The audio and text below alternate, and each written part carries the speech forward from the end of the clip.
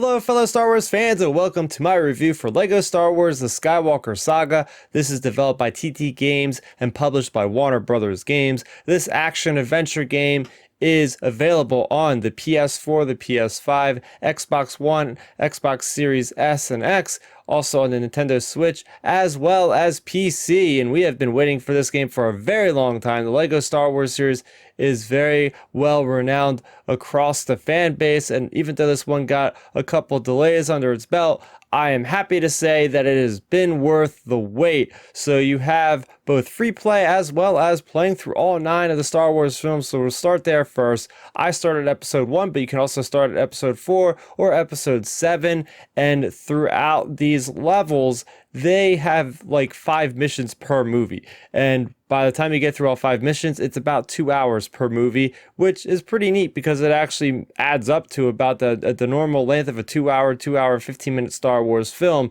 And that's not even doing any of the side quests. Let's go mainlining through without getting distracted, which can be very hard, as I'll talk about later in this review.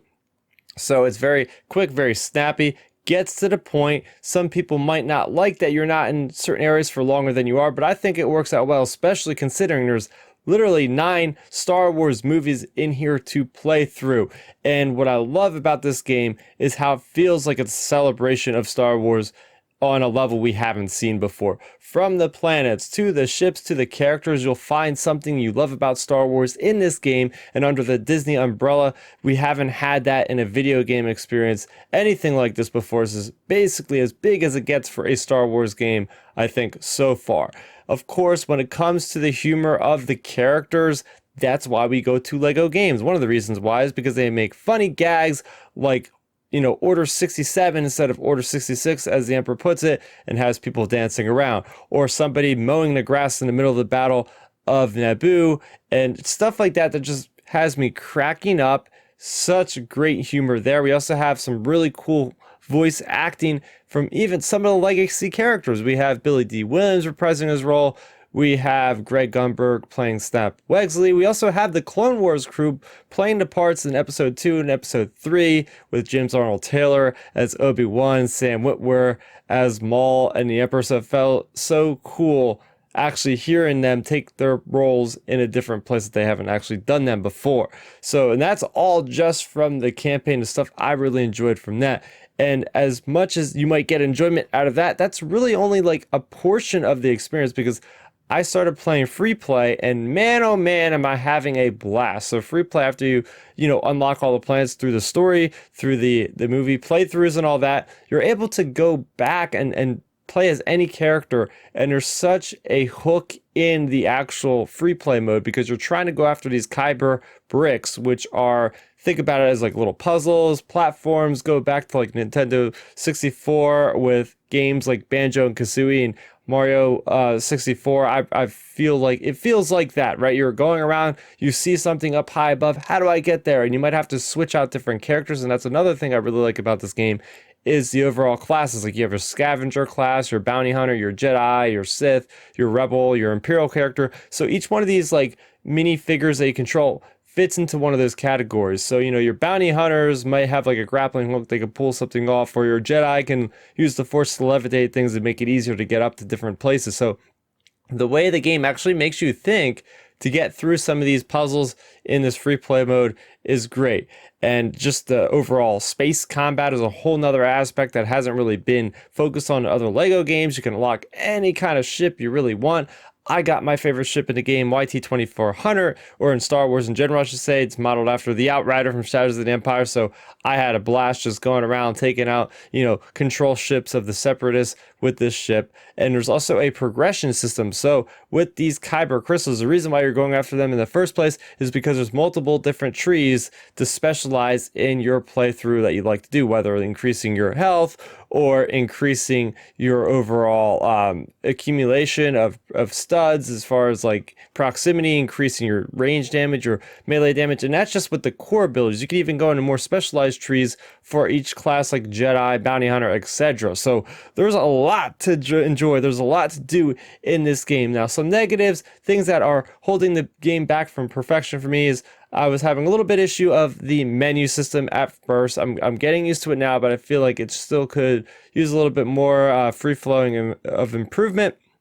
I do not like that there's no ability to completely replay all the movies. Now they have like 5 levels that they take like snippets of certain boss battles and stuff, but I can't, like, for instance, go back and start the credits, the opening crawl, and play through the entire movie. So I feel like hopefully maybe down the road they'll have some option to do that.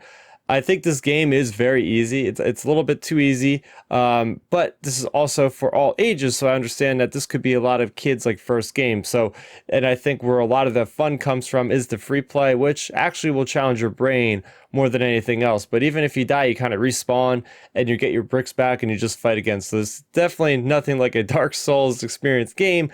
But again, I think it's okay for what it actually does. And right now, the biggest problem I have with the game is glitches. I'm playing it on PC. There's some resolution problems where every time I jump into the game, I'm going to have to like go into video settings and take off window mode and put it back on for it to be full screen. And also there's a really bad sound glitch. It has to do with like Realtek drivers or something like that, where I have to switch around in my mixer and turn things on and off and then shut the game down, turn it on. Sometimes it takes me up to 10 minutes to figure out how to get the sound working on the game. So I know TT Games did say that they're on top of this stuff. They're going to put an update out now. But for now, my total score for Lego Star Wars The Skywalker Saga is a 9 out of 10. Now, I haven't played a lot of the other Lego games, but from what I can hear, this is the best Lego game out there. And what I will say is, from a comprehensive perspective, this is going to be one of the best Star Wars games for you to play. And it's great because really anybody can play it, because the easy barriers to entry, right? You're not dying a whole lot. It's just fun to walk around and explore. And just the wide breadth of everything is the Star Wars open world game. This is going to hold us over until we get whatever we're going to get into the future, which we have some confirmation of certain an open world Star Wars game from Ubisoft down the road. But man, oh man, I am really having fun with this game. I'm not even close to unlocking every character. I'm still going from planet to planet to get my Kyber bricks and everything else.